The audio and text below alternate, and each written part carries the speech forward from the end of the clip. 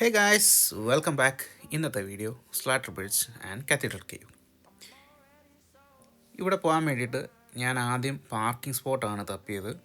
കാര്യം ഇതൊരു trekking spot പോലാണ്. തൊട്ടടുത്ത് തന്നെ പാർക്കിംഗ് അവൈലബിൾ ആണ്. അത് കയ്യിൽ ക്യാഷ് കരുതുക. 5 പൗണ്ടാണ് അതിന് പാർക്കിംഗ് ചാർജ് ഉള്ളത്. ഗൂഗിൾ ചെയ്ത് നോക്കിക്കഴിഞ്ഞാൽ അടുത്തുള്ള പാർക്കിംഗ് സ്പോട്ടെല്ലാം കാണിക്കും. കഴിവതും നേരത്തെ പോകാൻ ശ്രമിക്കുക. പാർക്കിംഗ് സ്പേസ് ഒക്കെ വളരെ ലിമിറ്റഡ് ആണ്. അല്ലെങ്കിൽ റോഡ് സൈഡിലേക്ക് ഇടേണ്ടി വരും. വണ്ടി സേഫ് അല്ല. കുറച്ച് നാരായിട്ടുള്ള പാത്താണ് ഈ ഡ്രൈവബിളായിട്ടുള്ള റോഡ്. ഞാൻ ആദ്യം പാർക്ക് ചെയ്തതെന്ന് പറയുന്നത് എൽട്രോ വാട്ടർ എന്ന് പറയുന്ന നാഷണൽ ട്രസ്റ്റിൻ്റെ അണ്ടറിൽ വരുന്ന ഒരു പാർക്കിംഗ് സ്പോട്ടാണ്. അവിടെ പാർക്ക് ചെയ്തതിന് ശേഷം പോയ വഴിയാണിത്. ഇത് കുറച്ച് ദുർഘടമായ വഴിയാണ്. ഞാൻ കുറച്ച് കട്ട് ചെയ്ത് കളഞ്ഞതാണ്. കുറച്ചധികം നടക്കാനുണ്ട്. റോഡൊന്നും ഇല്ലാത്ത കുറേ നടക്കാനുണ്ട്. അതൊക്കെ നടന്ന് ഈ ഒരു കുന്നൊക്കെ കയറി മെയിൻ റോഡിൽ വന്നതിന് ശേഷം ഇവിടുന്ന് ലെഫ്റ്റ് എടുക്കും. ലെഫ്റ്റ് എടുത്തതിന് ശേഷം ഞാൻ ഗൂഗിൾ മാപ്പ് നോക്കിയാണ് പോയത്. എടുത്തു കഴിയുമ്പം അവിടെ ഇച്ചിരി നേച്ചർ ഫ്രണ്ട്ലി ആയിട്ടുള്ള റൂട്ടും പിന്നെ ഒരു പാലവും ഒരു ചെറിയൊരു അരുവി പോലെയും അവിടെയൊക്കെ കുറച്ച് നേരം ഒന്ന് ഇരുന്ന് ഒന്ന് റെസ്റ്റൊക്കെ എടുത്ത് ഒന്ന് പ്രകൃതി ഭംഗിയൊക്കെ ഒന്ന് ആസ്വദിച്ചതിന് ശേഷമാണ് ഞാൻ എൻ്റെ നടത്തം പിന്നെ കണ്ടിന്യൂ ചെയ്തത്. ഇതാണ് ഞാൻ പറഞ്ഞ അരുവി പോലുള്ള ഒരു സ്പോട്ട്. ഒരു വുഡൻ ബ്രിഡ്ജും കാര്യങ്ങളൊക്കെ ഉണ്ട്. ഇതാണ് കാത്തീഡ്രൽ കേവിലേക്ക് പോകുന്ന ഒരു വഴി. കാത്തീഡ്രൽ ക്വാറി എന്നും പറയുന്നുണ്ട്, കാത്തീഡ്രൽ കേവ് എന്നും പറയുന്നുണ്ട്. Both are correct. ഗൂഗിൾ മാപ്പിൽ ചെക്ക് ചെയ്ത് കഴിഞ്ഞാൽ അതിൻ്റെ കറക്റ്റ് ലൊക്കേഷനൊക്കെ കിട്ടും. ഞാൻ ഡിസ്ക്രിപ്ഷനകത്തും ആഡ് ചെയ്തേക്കാം. ഇവിടെ ഈ ഒരു സ്പോട്ടിലാണ് ഞാൻ കുറച്ച് നേരം റെസ്റ്റൊക്കെ ചെയ്ത് ഒന്ന് കാമാൻ ആയതിനു ശേഷമാണ് പോയത്. അധികം തിരക്കോ കാര്യങ്ങളൊന്നും ഇല്ലായിരുന്നു. മേ ബി ഇതൊരു ട്രെക്കിംഗ് സ്പോട്ട് ആയതുകൊണ്ടും കൂടുതൽ ആൾക്കാർ അങ്ങനെ അങ്ങോട്ട് എക്സ്പ്ലോർ ചെയ്യാത്തൊരു സ്ഥലമായതുകൊണ്ടും ആയിരിക്കാം.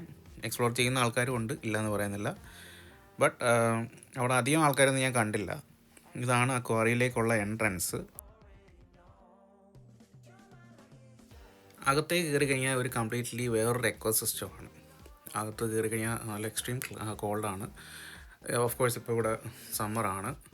ഈ ഒരു ചൂടത്ത് നടന്ന് ക്ഷീണിച്ചൊക്കെ വന്നു കഴിഞ്ഞ് ആ ഒരു ക്വാറിയുടെ എൻട്രൻസ് മുതൽ അകത്തോട്ട് പോകുമ്പോഴത്തേക്കും നല്ല തണുത്ത ഒരു കാറ്റും ഒരു എൻവയോൺമെൻറ്റുമാണ്. അത് ഭയങ്കര റിലീഫാണ് ശരിക്കും പറയാം. ആ ഒരു ചൂടിൽ നിന്ന് അകത്തേക്ക് കയറി കഴിയുമ്പോഴത്തേക്ക് എനിക്കറിയില്ല, വിൻ്റർ ടൈമിൽ നല്ല തണുപ്പായിരിക്കും. But still it was A good experience. ആരെങ്കിലുമൊക്കെ ലേക്ക് ഡിസ്ട്രിക്റ്റ് പോകുന്നെങ്കിൽ ഒരു ഇതുകൂടെ ഇൻക്ലൂഡ് ചെയ്യാന്നുണ്ടെങ്കിൽ നിങ്ങൾക്ക് നടക്കാൻ താല്പര്യമുണ്ട് എന്നുണ്ടെങ്കിൽ ഇതുകൂടെ ട്രൈ ചെയ്യുക. ഇതാണ് കാത്തീഡ്രൽ കേവിൻ്റെ ഇൻസൈഡ്. ഇതിനെ കാത്തീഡ്രൽ കേവ് എന്ന് വിളിക്കാൻ കാരണം എന്ന് പറയുന്നത് ഇതിൻ്റെ ഈ ഒരു കവാടം പോലുള്ളൊരു സ്ട്രക്ചർ, ഇതിനകത്ത് ആ സ്ട്രക്ചർ ഈ പള്ളിയുടെയൊക്കെ കവാടം പോലെ ഭയങ്കര ഹൈറ്റിൽ ഏകദേശം 40 അടി ഉയരം ഉണ്ടെന്നാണ് ഗൂഗിൾ പറയുന്നത്. 40 അടി ഉയരമുണ്ട്. ഇത് ലേറ്റസ്റ്റിലാണ് സ്ഥിതി ചെയ്യുന്നത്. അതിൻ്റെ ഒരു സെൻട്രൽ പില്ലർ കറക്റ്റ് ഒരു പള്ളിയുടെ ആർച്ച് പോലെ അല്ലെങ്കിൽ പള്ളിയുടെ ഒരു കവാടം പോലെ ഇരിക്കുന്നതുകൊണ്ടാണ് അതിനങ്ങനെ വിളിക്കുന്നത്. പിന്നെ കാത്തീഡ്രൽ കേവിനകത്തൊക്കെ കണ്ട് കുറച്ച് നടന്ന് അപ്പുറ സൈഡിലൊക്കെ പോയി അതിനുശേഷം പുറത്തിറങ്ങി ഈ കാത്തീഡ്രൽ കേവിൻ്റെ മുകളിലും പോയി. ഈ ഒരു ഓപ്പണിംഗ് ഇല്ലേ, ഇതിൻ്റെ മുകളിലും പോയി ഞാൻ ഒന്ന് ചെക്ക് ചെയ്തൊക്കെയാണ് വന്നത്. അതൊക്കെ ഇതിനകത്ത് ഞാൻ ആഡ് ചെയ്യുന്നുണ്ട്. പിന്നെ അതിന് ശേഷം ഞാൻ പോയത് സ്ലാട്ടർ ബ്രിഡ്ജാണ്, സ്ലാറ്റേഴ്സ് ബ്രിഡ്ജ്. ഇത് 17-ാം നൂറ്റാണ്ടിൽ നടപ്പാതയ്ക്ക് വേണ്ടിയിട്ടും ഈ എന്താ പറയുക കുതിരവണ്ടിയല്ലേ, കുതിരവണ്ടിക്കും ഒക്കെ ക്രോസ് ചെയ്യാനൊക്കെ ആയിട്ട് നിർമ്മിച്ച ഒരു പാലമാണ്. ഇത് കംപ്ലീറ്റ്ലി നിർമ്മിച്ചിരിക്കുന്നത് സ്ലേറ്റ് പാറ കൊണ്ടാണ്, ഗ്രീൻ സ്ലേറ്റ് റോക്സ് കൊണ്ടാണ്. അത് ഇപ്പോൾ പ്രിസർവ് ചെയ്ത് വെച്ചിരിക്കുകയാണ്. പ്രിസർവ് മീൻസ് ഒരു ഇടയ്ക്ക് മെയിൻ്റനൻസ് ഒക്കെ നടത്താറുണ്ട് അതിന്. ഇപ്പോഴും അതൊരു ഒരു എന്താ പറയുക, ഇൻസ്റ്റാ റീൽസിലും ഒക്കെ ഭയങ്കര ഫേമസ് ആയിട്ടുള്ളൊരു പാലമാണ്. അങ്ങനെയാണ് ഞാൻ ആ സ്പോട്ടിലേക്ക് പോയത്. ആകെപ്പാടുള്ളൊരു കുഴപ്പമെന്ന് പറയുന്നത് ഈ നടത്തയാണ് ഒരു ഇച്ചിരി പ്രശ്നം. അത്യാവശ്യം നല്ല രീതിയിൽ നടക്കാനുണ്ട്. തൊട്ടടുത്തുള്ള പാർക്കിങ്ങൊക്കെ ചൂസ് ചെയ്യാൻ പറ്റുന്നുണ്ടെങ്കിൽ അത്രയും നല്ലത്. ഇത് ഞാൻ ഇച്ചിരി ദൂരെയാണ് ഇട്ടത്. അത്യാവശ്യം നല്ല രീതിയിൽ നടക്കാനുണ്ടായിരുന്നു. നമ്മൾ വന്ന ആ വഴിയിൽ റോഡൊന്നും ഇല്ലാത്തൊരു വഴി ഉണ്ടായിരുന്നല്ലോ ആദ്യം. അവിടെ ഞാൻ തിരിച്ച് വരുന്ന വഴിക്ക് ആൾക്കാർ സൈക്കിളിലൊക്കെ പോകുന്നത് ഞാൻ കണ്ട്. അങ്ങനെയും കുറേ ആൾക്കാരുണ്ട് സൈക്കിളിലൊക്കെ ഓഫ് റോഡിങ് ഇഷ്ടപ്പെടുന്ന ആൾക്കാരുണ്ട്.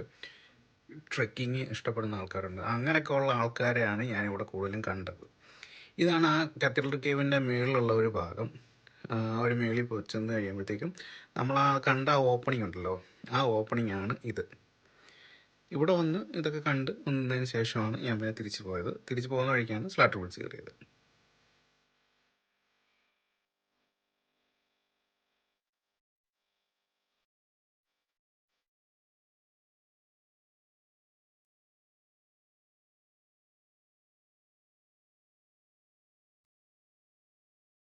ഇതുപോലെ ട്രക്കിംഗ് സ്പോട്ടൊക്കെ പോകുന്നവരാണെന്നുണ്ടെങ്കിൽ ഒരു കുപ്പി വെള്ളമൊക്കെ കരുതുക. Stay hydrated. ഇതാണ് ഞാൻ നേരത്തെ പറഞ്ഞ ആ 17-ാം നൂറ്റാണ്ടിലെ സ്ലേറ്റ് പാറകളാൽ നിർമ്മിതമായ ആ ഒരു പാലം.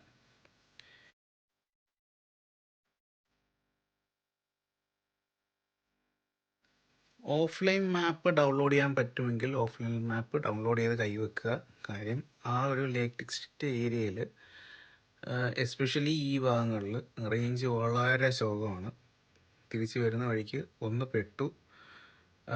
പാർക്കിങ്ങിൽ നിന്ന് വണ്ടി എടുത്തതിന് ശേഷം വീട്ടിലോട്ടുള്ള മാപ്പ് ഇട്ടു, പോയത് വേറെ ഏതോ വഴിയാണ്. ഒരു വണ്ടിയൊക്കെ പോകുന്ന ഭാഗത്തൂടെയൊക്കെയാണ് കയറി വന്നത്.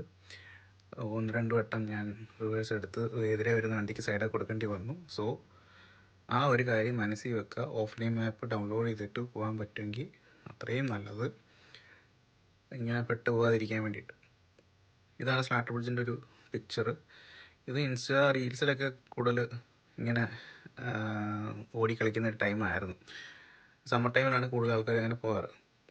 പിന്നെ ലേക്ക് സിറ്റി പോകുന്നവർ ഇതുകൂടെ ഇൻക്ലൂഡ് ചെയ്യാൻ പറ്റുമെങ്കിൽ ഇൻക്ലൂഡ് ചെയ്യുക. വീഡിയോ ഇഷ്ടമായെങ്കിൽ ഫ്രണ്ട്സിനൊക്കെ ഷെയർ ചെയ്യുക, മാക്സിമം സപ്പോർട്ട് ചെയ്യുക. അങ്ങനെ ഈ ഒരു ഷോർട്ട് വീഡിയോ ഇവിടെ വൈൻഡപ്പ് ചെയ്യാണ്. Thank you for watching. Keep supporting and stay blessed.